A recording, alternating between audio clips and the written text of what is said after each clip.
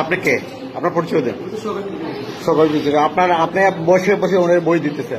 মৌলভীবাজারে presiding কর্মকর্তা সহ 2 জন গ্রেফতার। তিমির বণিক, মৌলভীবাজার প্রতিনিধি। মৌলভীবাজারের রাজনগর পঞ্চানন্দপুর সরকারি প্রাথমিক বিদ্যালয় কেন্দ্রে নির্বাচনী দায়িত্ব পালনে অবহেলার অভিযোগে 4 জনের বিরুদ্ধে মামলা হলে প্রিজাইডিং কর্মকর্তা সহ 2 জনকে গ্রেফতার করেছে পুলিশ। বুধবার বিকেলে তাদেরকে গ্রেফতার করা হয়। অপর 2 ব্যক্তি গ্রেফতারের ভয়ে পলাতক রয়েছেন। বিষয়টি নিশ্চিত করেছেন রাজনগর থানার অফিসার ইনচার্জ মির্জা মাজহারুল আনোয়ার।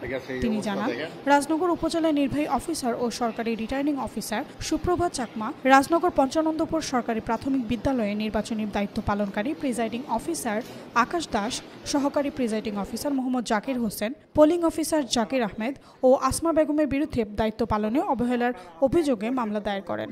এই মামলার পরিপ্রেক্ষিতে পুলিশ বিকেলে তাদেরকে গ্রেফতার করে জেল হাজতে পাঠিয়েছে। অভিযুক্তদের বিরুদ্ধে আরও অভিযোগ রয়েছে মঙ্গলবার রাজনগর উপজেলার নির্বাচনে পঞ্চানন্দপুর সরকারি প্রাথমিক বিদ্যালয় কেন্দ্রে বেআইনিভাবে বহিরাগতদের ভোটদানে ও তাদের সহযোগিতা করেছে। সেই সঙ্গে দায়িত্ব পালনে অবহেলা ও নির্বাচনে অন্যায়ভাবে প্রভাব বিস্তার করারও অভিযোগ রয়েছে। এ বিষয়ে মামলার বাদী সুপ্রভাত চাকমার সাথে যোগাযোগ করেও তাকে খুঁজে পাওয়া যায়নি।